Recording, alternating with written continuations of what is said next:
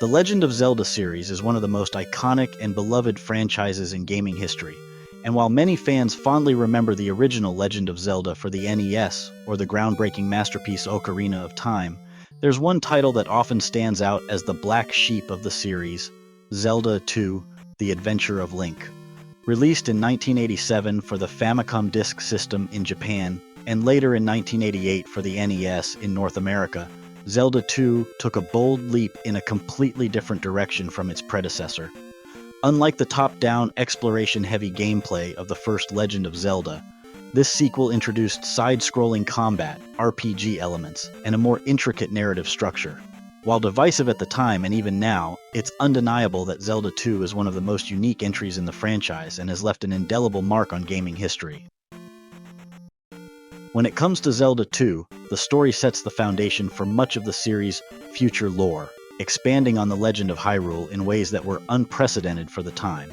Unlike its predecessor, which gave players a more straightforward save the princess, defeat Ganon setup, Zelda II dives deeper into the history of Hyrule and presents a more personal journey for our hero, Link. The story goes that long ago, a prince of Hyrule sought to gain full control of the Triforce, but was only able to secure two parts: power and wisdom.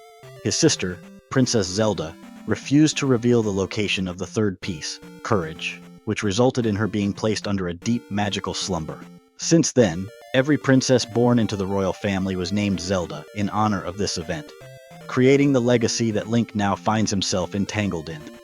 Link's mission is to awaken the sleeping Princess Zelda by obtaining the Triforce of Courage, hidden within the Great Palace. But of course, it's not as simple as walking up to the palace and grabbing the artifact. First, Link must place 6 crystals into statues spread across the dungeons of Hyrule to open the path to the Great Palace. All the while, Ganon's loyal followers are hunting Link, seeking to spill his blood and use it to resurrect their fallen master.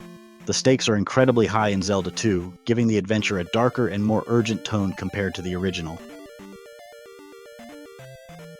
When it comes to Zelda II, the gameplay is what truly sets it apart from any other title in the Zelda series.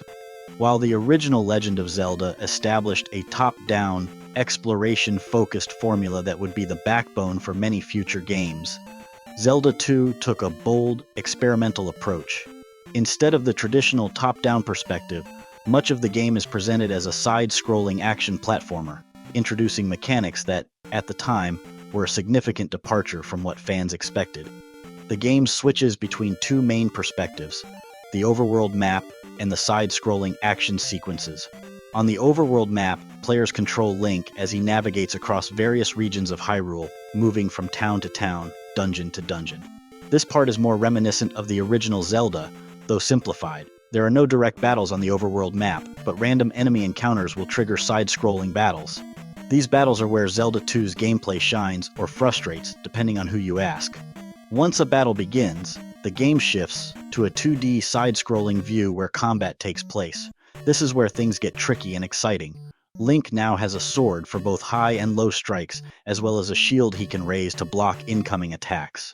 The player must time these strikes and blocks carefully, as enemies are much more aggressive and varied compared to the original game. The RPG elements in Zelda II further distinguish it from other games in the series. As Link defeats enemies, he gains experience points that can be used to level up 3 main attributes: attack, magic, and life. This system gives players the freedom to prioritize what they want to improve first, making the game feel more like an RPG than any other entry in the franchise. Another notable aspect of Zelda II is the sheer difficulty. The combat is punishing, and the platforming segments demand precise timing. Enemies can drain your health quickly, and lives are limited. Lose all 3, and it's back to the beginning. This makes progression in the game both rewarding and nerve-wracking. Boss fights, too, are no joke, requiring not only skillful swordplay, but also the smart use of spells to survive. In the end, Zelda II's gameplay is a fascinating mix of action, platforming, and RPG elements that was ahead of its time. Though it may have alienated some fans with its departure from the original formula, others have come to appreciate its uniqueness and the way it pushed the boundaries of what a Zelda game could be.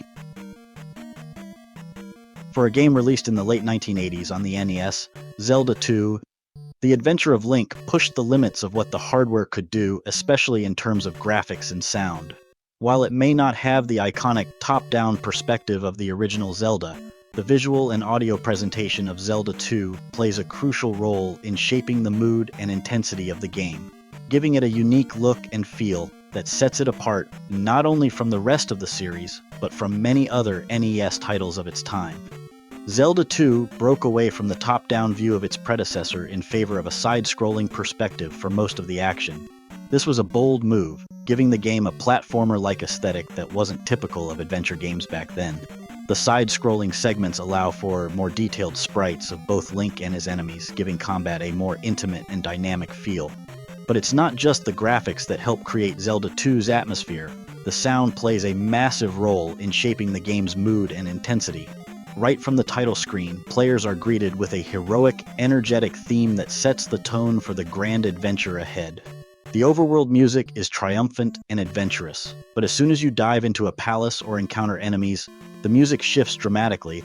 The palace themes are particularly notable for their darker, more intense tones, with an almost haunting quality that reflects the danger lurking within each dungeon. Koji Kondo, the legendary composer behind much of the Zelda series, crafted a soundtrack that perfectly matches the difficulty and gravity of the game's world. Each track reinforces the sense of challenge, making every step forward feel like part of a high-stakes journey. Overall, the graphics and sound of Zelda II were groundbreaking for their time.